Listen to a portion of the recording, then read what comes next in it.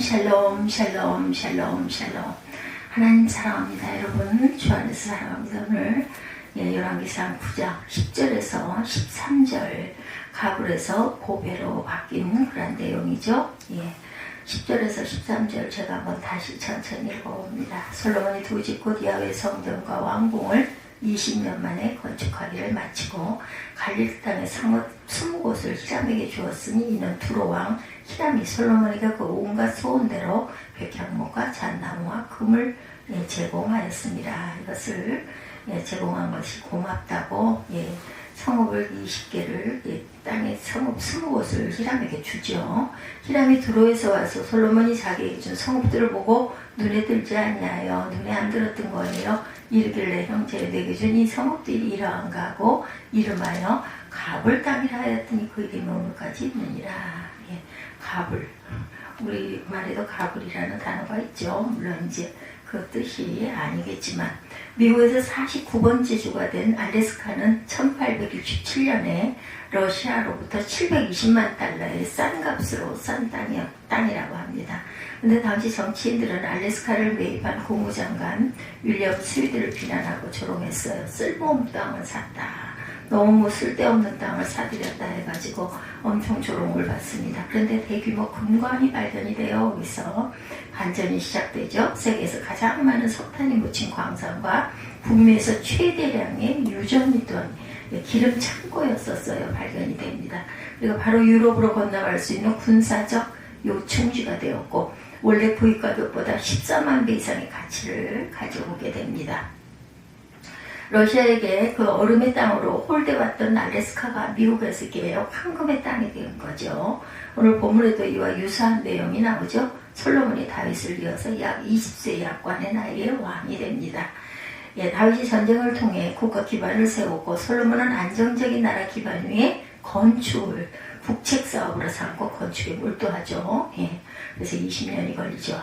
성전을 먼저 세우는데 무려 18만 3,300명의 인원을 동원해서 7년 공사를 했고 성전 건축으로 출애굽할 때 시내산에서 만든 이동식 성막이 드디어 500년 만에 예루살렘 성전에 안치가 되고 BC 586년 바벨론에 무너지기까지 약 1000년의 성전 시대가 시작이 됩니다.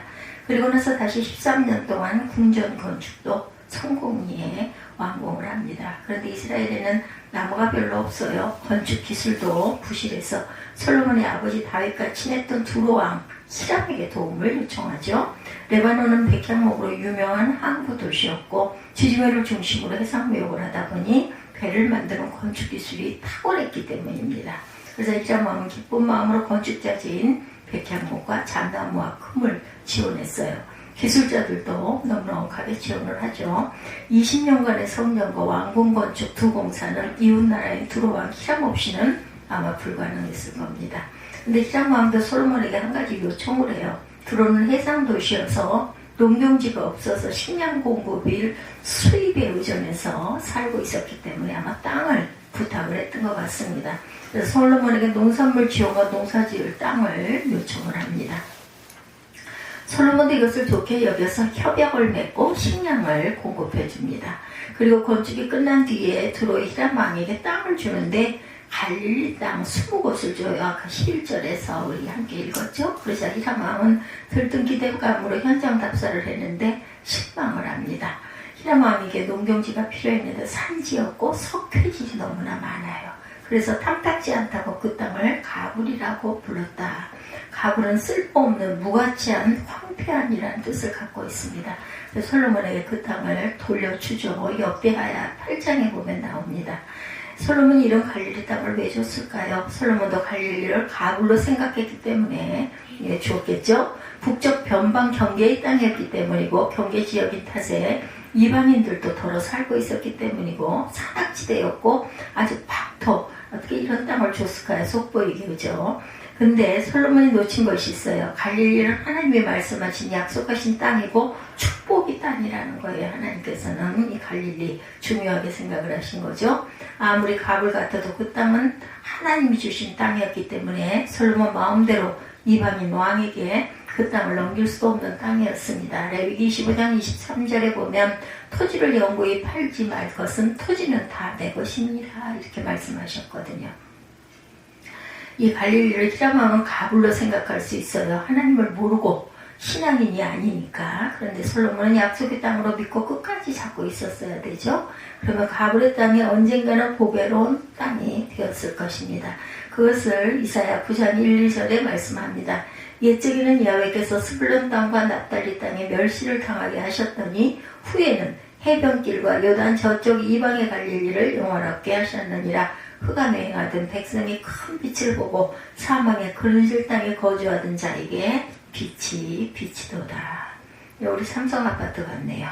이방인들도 살고 있어서 이방의 갈릴리라고 사람들이 조롱을 했지만 그래도 하나님의 땅이었어요. 사람들이 가불이라고 박대했지만 하나님의 약속이 담겨있는 땅이죠.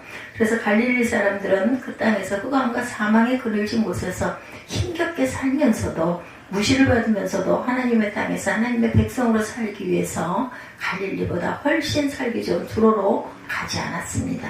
그 땅을 가볍게 여기지 않았어요. 그래서 하나님이 큰 빛과 큰 영광을 보게 하리라 이렇게 축복하셨어요. 그리고 그 갈릴리에서 예수님의 사역을 시작하셨고 기적을 일으키시죠. 제자들도 대부분 갈릴리 출신의 사람들입니다.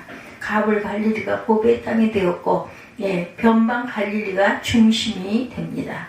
요즘 많은 사람들이 들어온 히람처럼 교회를 가불의 땅이라고 모욕하기도 합니다. 그래서 우리도 가불처럼 여기려고 하는 위험에 빠지기도 합니다. 교회를 멀리하고 하나님을 멀리하는 사람들이 생겨요. 살아가는데 무슨 도움이 된다고 이렇게 생각들을 많이 하죠. 그거 불편한데 왜 하필이면 거기야 이런 얘기들 하죠. 신앙생활을 가볍게 보는 사람들이 많이 생겼어요. 그러나 그럼에도 불구하고 하나님을 소홀히 여기기보다는 더 보배처럼 붙들고 경배하는 사람들도 많이 있습니다. 교회를 멀리하고 떠나기보다는 더 보배처럼 붙잡고 아끼는 여러분들이 되시기 바랍니다. 흑암과 그늘진 자리에 살면서도 아주 힘겹게 살면서도 조롱받고 살면서도 하나님은 가불이 아니고 보배다. 교회는 가불이 아니고 보배다. 믿고 더 하나님을 귀히 여기는 여러분들이 되셔야 할 줄로 믿습니다. 하나님 그 사람들에게 하늘의 빛과 영광을 주세요. 변방이 아닌 중심으로 만드시고 천대가 아닌 부러움을 받게 반드시 만드실 것입니다. 예수님이 갈릴리에서 오병이어 기적을 일으키듯이 그물이 찢어질 정도로 고기를 잡게 하시듯이 우리에게도 은총을 반드시 베풀어 주실 줄 믿습니다. 예수님도 이런 진리를 마태복음 13장에서 밭에 감추인 보화의 비유로 말씀하셨어요. 가나안에서 부잣집의 땅을 빌려서 소작을 하는 농부가 있었죠. 부잣집 주인은 그 농부에게 산비탈에 쓸모없는 밭, 버려둔 땅을 빌려줍니다. 좋은 땅은 자기가 경작했겠죠. 그런데 하루는 그 농부가 밭을 이루다가 땅속에 숨겨진 보물을 발견하게 됩니다. 농부는 그 땅을 사고 싶어서 대출도 받고 돈 될 만한 것을 다 팔아서 돈을 맞춰서 겨우겨우 샀어요.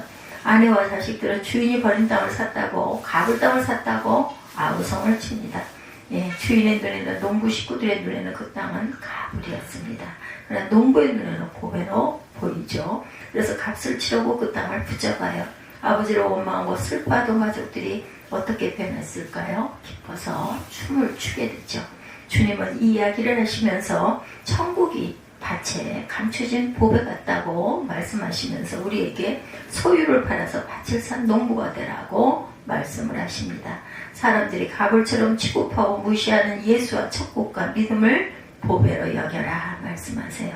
신앙을 지키기 위해서 세상과 손해보아도 아까워하지 말고 살거라. 그러면 춤추는 기쁨을 주신다라는 거죠. 천국 같은 삶의 복을 주신다라고 말씀하십니다. 사도행전 4장에서 베드로가 무소불위의 권력을 가진 사내들인 공의 앞에서 재판을 받죠. 예수님을 재판하고 죽였던 막강한 공권력을 가진 71명의 사람들입니다.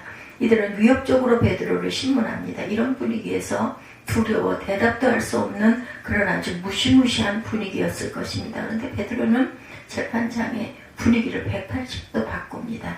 베드로의 첫 마디가 너희가 십자가에 못 박은 나사렛 예수 그리스도의 이름으로 너희 앞에 섰느니라. 이 예수는 너희 건축자들이 버린 돌이다. 지 모퉁이의 머릿돌이 되셨느니라. 사도행전 4장 10절 11절이죠. 공회의원들이 아연 실색하고 당황을 합니다.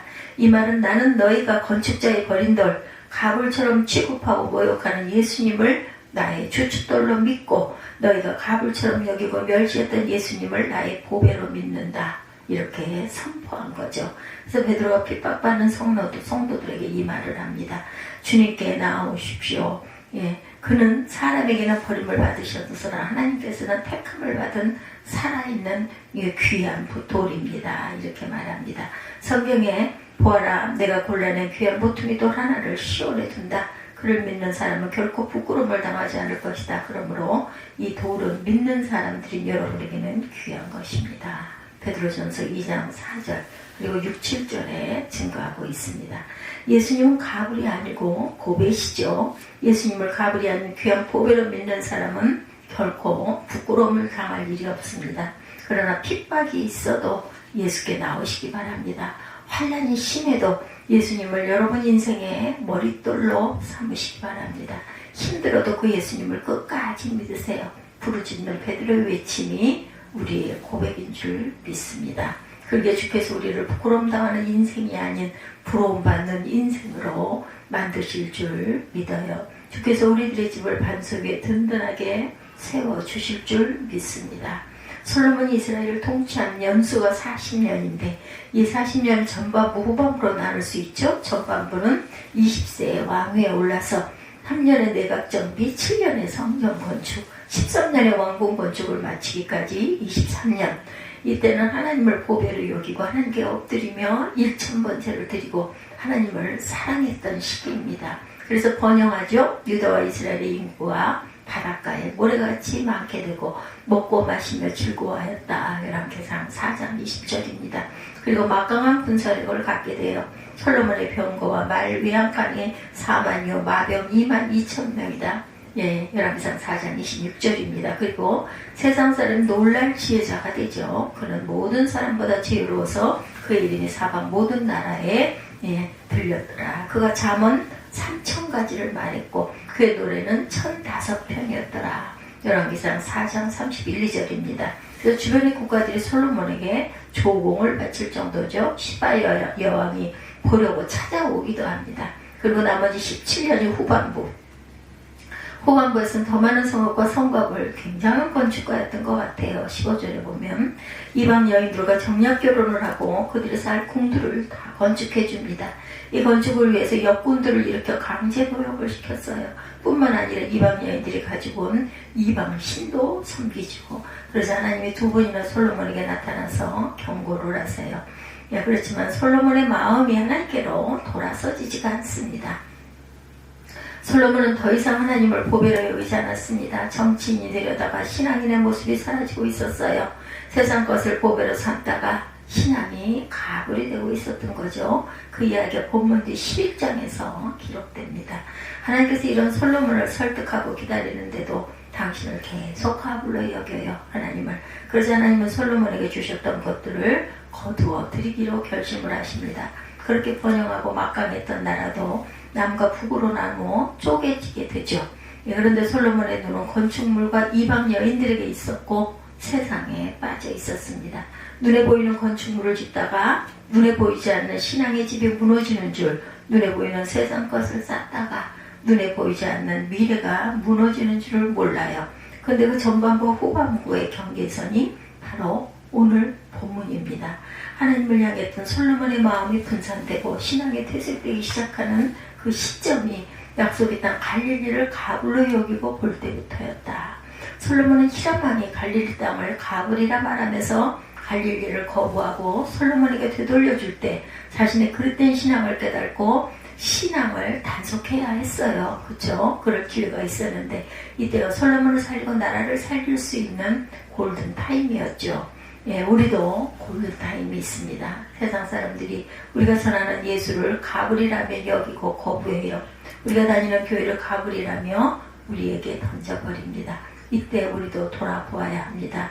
나도 솔로몬처럼 내 신앙에 이상징후가 있는 것은 아닌가? 예, 솔로몬처럼 변해가고 있는 것은 아닌가? 내가 진정 예수를 보배로 삼고 있나? 내가 진정 예수를 사랑하고 있나? 내 신앙이 가불이 되고 있는 것은 아닌가? 그리고 깨닫고 우리의 신앙을 속히 단속해야 합니다. 내가 예수를 믿기는 믿어도 솔로몬처럼 신앙생활을 가불로 여겼구나. 교회를 다녀도 교회를 가불로 여겼구나. 예수가 교회가 나의 보배가 되게 하고 신앙생활을 귀하게 여기자. 그래서 솔로몬의 통치 전박부에 받았던 그 복이 저와 여러분에게 임하기를 축복합니다. 솔로몬의 번영이 여러분 가정의 번영이 되고 솔로몬의 막강한 힘이 여러분의 충만한 성령의 충만함이 되기를 축원합니다. 솔로몬의 3,000가지의 자먹은 지혜와 솔로몬의 1,005편의 노래가 여러분 자녀들의 지혜가 되고 노래가 되기를 주님의 이름으로 축원합니다. 그래서 이방 사람들이 솔로몬을 우러러 보고 이방 나라들이 이스라엘을 부러워했듯이 세상 사람들이 여러분의 자녀들을 우러러 보고 여러분의 가정을 부러워하게 되기를 주님의 이름으로 축복합니다.